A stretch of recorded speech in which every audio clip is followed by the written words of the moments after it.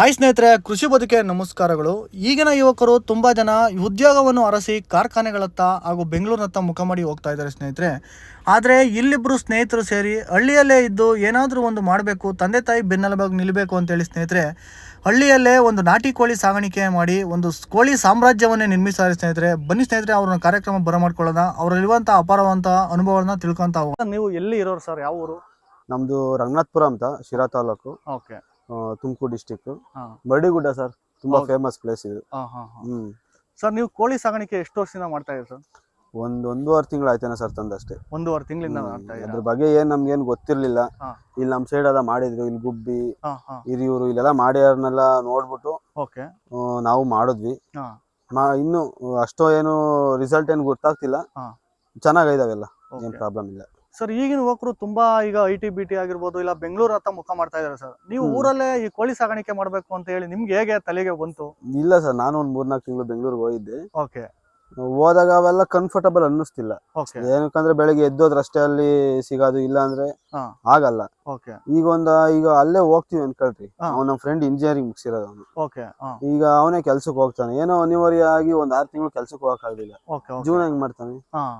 ಕೆಲ್ಸಕ್ಕೆ ಹೋಗ್ಲಿ ಅಂದ್ರೆ ಯಾರೇ ಅಂದ್ರೆ ನೀವ್ ಹೇಳ್ತಿರೋ ಪ್ರಕಾರ ಈಗ ಬೆಂಗಳೂರು ಜೀವನ ಬೇಸತ್ತು ನೀವು ಊರ್ ಕಡೆ ಬಂದಿದ್ದೀರಾ? ಬೇಸತ್ತು ಅಂತಲ್ಲ ಸರ್, ಹಾ. ಅವೆಲ್ಲ ಸುಮ್ನೆ ಕಂಫರ್ಟಬಲ್ ಅಷ್ಟೇ ಅವೆಲ್ಲ ಜೀವನಗಳು. ಓಕೆ. ಓಕೆ. ಅಂದ್ರೆ ಹಳ್ಳಿಯಲ್ಲೇ ಇದ್ದು ಏನಾದ್ರು ಮಾಡ್ಬೇಕು ಅಂತ ನೀವು ಬಂದಿರೋದು? ನೆಮ್ಮದಿಯಾಗಿರುತ್ತೆ ಸರ್ ಇಲ್ಲಿ. ಓಕೆ. ಓಕೆ. ಸರ್, ನೀವು ಎಷ್ಟು ಮೊದಲಿಗೆ ಪ್ರಾರಂಭ ಮಾಡೋಕ್ಕಿಂತ ಮುಂಚೆ ಎಷ್ಟು ಬಂಡವಾಳ ಹಾಕಿ ಪ್ರಾರಂಭ ಮಾಡಿದೆ ಸರ್ ಈಗ? ಸರ್, ಇವಾಗ ಕೋಳಿದೆ ಒಂದ್ 3.5 ಲಕ್ಷ ಆಗೈತೆ. ಹಾಂ. ಶೆಡ್ಡಿಂದ ಒಂದ್ 3 ಲಕ್ಷ 3.5 ಲಕ್ಷ ಆಗೈತೆ. ಓಕೆ. 4 ಲಕ್ಷನೇ ಆಗಿರ್ಬೋದು ಶೆಡ್ಡಿಗೆ. ಹಾಂ. ಮಿಷಿನ್ನು, ಸಿಂಟ್ಯಾಕ್ಸ್ ಅವೆಲ್ಲ ಸೇರಿ ಹಾಂ. ಎಲ್ಲ ಒಂದ್ ರೌಂಡ್ ಫಿಗರ್ ಒಂದ್ 7ರಿಂದ 8 ಲಕ್ಷ ಆಗೈತೆ ಬಂಡವಾಳ.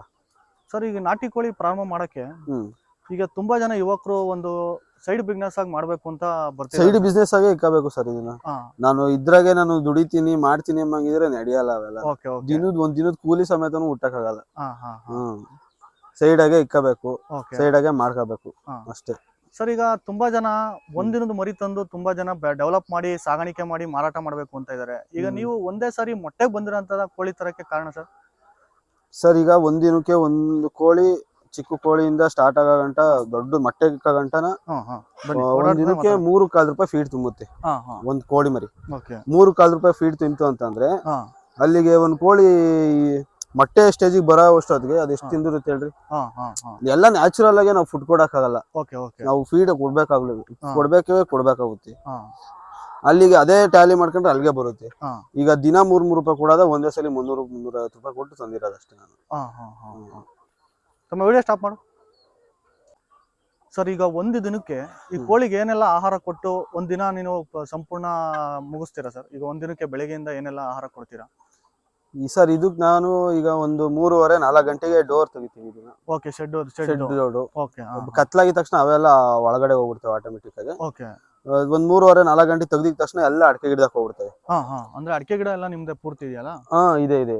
ಅದ್ರೊಳಗಡೆ ಹೋಗ್ಬಿಡ್ತವೆ. ತಿರ್ಗಾ ಅದಾದ್ಮೇಲೆ ಇಷ್ಟೊತ್ತು ಇನ್ನೊಂದ್ ಅರ್ಧ ಗಂಟೆ, ಒಂದ್ 9:30-10 ಗಂಟೆ ಅಷ್ಟೊತ್ತಿಗೆ ಎಲ್ಲ ಇಲ್ಲಿ ಬರ್ತವೆ. ಅಷ್ಟೊತ್ತಿಗೆ ಒಳಗಡೆ ಡ್ರಿಂಕರ್ ಫೀಡರ್ಗಳನ್ನೆಲ್ಲ ಕ್ಲೀನ್ ಮಾಡ್ಕೊಂಡ್ಬಿಟ್ಟು ಸುಗುಣದಿಂದ ಫೀಡ್ ತರ್ಸೋದು ನಾನು. ಆ ಫೀಡ್ ಹಾಕ್ಬಿಡ್ತೀನಿ, ಚೆನ್ನಾಗಿ ತಿಂತಾವ ಫೀಡ್ಗಳೆಲ್ಲ, ಏನು ಪ್ರಾಬ್ಲಮ್ ಇಲ್ಲ. ಅಷ್ಟೇ, ಅವತ್ತು ಮುಗ್ದು ಹೋಗ್ಬಿಡ್ತು. ಡೋರ್ ಓಪನ್ ಮಾಡಿರ್ತೀನಿ, ಬೇಕಾದ ಹೊರಗಡೆ ಬರ್ತವೆ, ಬೇಕಿಲ್ಲದ ಒಳಗಡೆ ಹೋಗ್ತವೆ ಅಷ್ಟೇ. ಸರ್, ಈಗ ನೈಸರ್ಗಿಕವಾಗಿ ನೀವು ಯಾವ ತರ ಆಹಾರ ಕೊಡ್ತೀರಾ ಅಂತಂದ್ರೆ ಈಗ ತರಕಾರಿಗಳು ಇರ್ಬೋದು? ಸರ್, ಇಲ್ಲ, ನಾವು ಟೊಮೊಟೊ ಹಾಕಿದೀವಿ, ಬದನೆ ಗಿಡ ಈ ತರದವೆಲ್ಲ ಹಾಕ್ತಿವಿ. ಆಗ ಅದು ಈಗ ವೇಸ್ಟ್ ಎಲ್ಲ ಹೋಗ್ತಾವಲ್ಲ, ಈಗ ಉಳ್ಕ ಎಲ್ಲ ನಾನು ಮಾರ್ಕೆಟಿಗೆ ತಗೊಂಡು ಹೋಗಕ್ಕಾಗಲ್ಲ. ಅದನ್ನೆಲ್ಲ ಹಾಕಿರೋ ಕುಂಬಳಕಾಯಿ ಅವನ್ನೆಲ್ಲ ತಿಂತಾವ. ಸರ್, ಈಗ ನೀವು ಕೋಳಿ ಸಾಗಾಣಿಕೆಯಲ್ಲಿ ಈಗ ಮೊಟ್ಟೆನ ಯಾವ ತರ ಮಾಡ್ತೀರಾ, ಮಾಂಸ ಮಾರಾಟ ಮಾಡ್ತೀರಾ?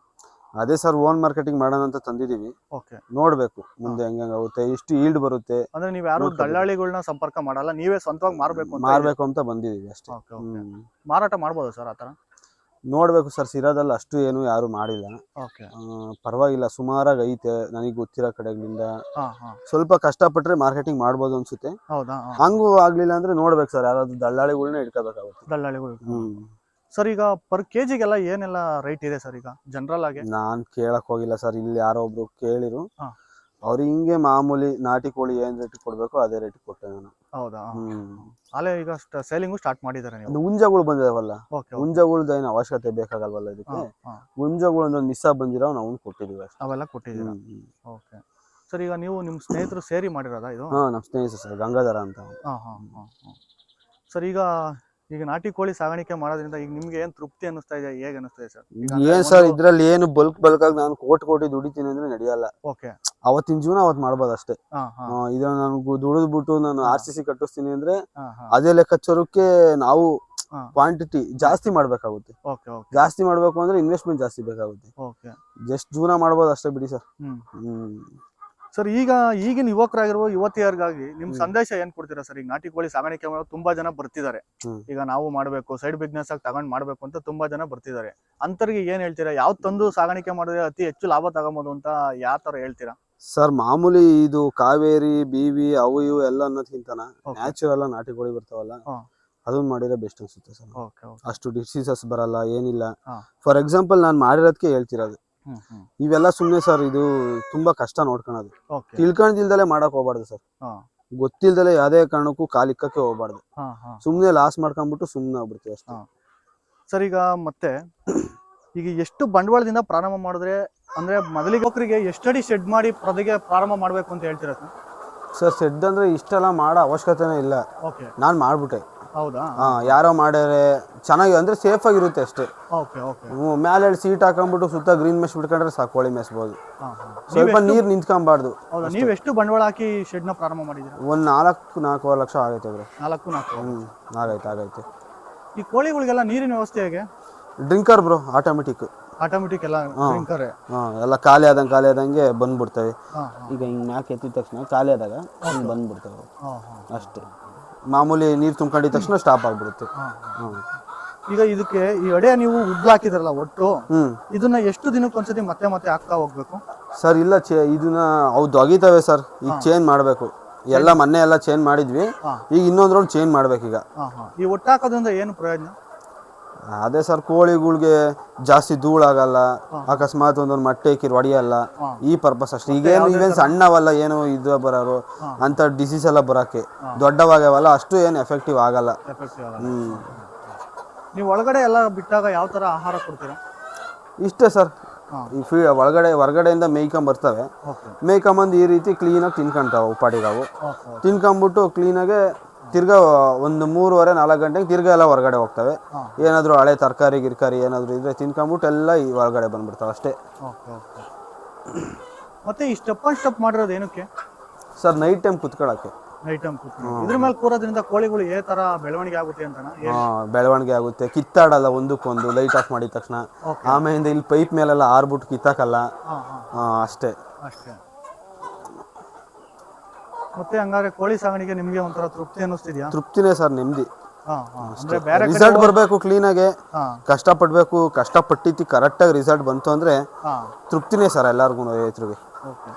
ಈಗ ನೀವು ಒಂದಿನದ ಮರಿ ಹಂಗಾದ್ರೆ ನೀವು ತಂದು ಸಾಗಾಣಿಕೆ ಮಾಡಿಲ್ಲ ಸರ್. ಮಾಡ್ಬೋದಿತ್ತೇನೋ, ನಾನ್ ಮಾಡ್ಲಿಲ್ಲ ಅಷ್ಟೇನು. ಮಾಡಿಲ್ಲ ಸ್ಟಾರ್ಟಿಂಗ್ ಮಾಡೇ ಇಲ್ಲ. ಇಲ್ಲ. ತುಂಬಾ ಜನ ಈಗ ಒಂದಿನದ ಮರಿ ತಂದು ಬ್ರೂಡಿಂಗ್ ಕೊಡೋದು ಆ ತರ ಎಲ್ಲ ಬಹಳ ಜನ ಮಾಡ್ತಾ ಇದಾರೆ. ಅದೇ ಹುಷಾರ ನೋಡ್ಕೋಬೇಕು ಸರ್. ಸುಮ್ನೆ ಪಾಪ ಬಂಡವಾಳ ಹಾಕ್ತಿರ್ತಾರೆ. ನಮ್ದೇ ತಗೊಳ್ರಿ, ಈಗ ಒಂದು 17-20 ಕೋಳಿ ಹೋಗವೆ. ಈಗ ಅವು ಇದ್ದಿದ್ರೆ ತುಂಬಾ ಯೂಸ್ ಆಗೋದು. ನೋಡ್ಕೋಬೇಕು ಕ್ಲೀನಾಗಿ, ಕಷ್ಟಪಡ್ಬೇಕು ಸರ್. ಈಗ ನೀವು ಕೋಳಿ ಸಾಗಾಣಿಕೆ ಮಾಡಕ್ ಪ್ರಾರಂಭ ಮಾಡಿದಿರಲ್ಲ, ನಿಮ್ಗೆ ಯಾರಾದ್ರೂ ಬೆನ್ನೆಲುಬಾಗಿ ನಿಂತಿದಾರ? ಅದೇ ಸರ್, ನಮ್ಮ ಫ್ರೆಂಡೇ ಇದ್ದಾನೆ ಅಷ್ಟೇ, ಅಷ್ಟು ಬಿಟ್ರೆ ಯಾರು ಇಲ್ಲ. ಯಾರು ಇವ್ರೆ ನಿಮ್ಮ ಸ್ನೇಹಿತರು? ಅವರೇ ನಮ್ಮ ಫ್ರೆಂಡ್. ಸರ್ ನೀವೇನ್ ಮಾಡ್ಕೊಂಡಿರೋದು? BE. ನೀವು ಓಕೆ.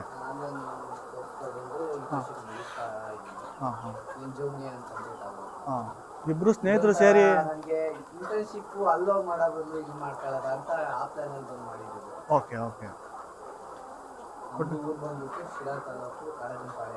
ಓಕೆ.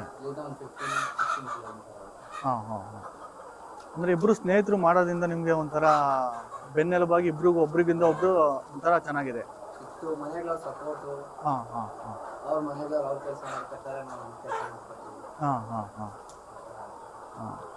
ಒಟ್ನಾಗೆ ನೀವು ಇನ್ನೂ ಅತ್ಯುತ್ತಮವಾಗಿ ಪ್ರಥಮವಾಗಿ ಇನ್ನೂ ಲಾಭ ಕಂಡಿಲ್ಲ ಸ್ನೇಹಿತರೆ.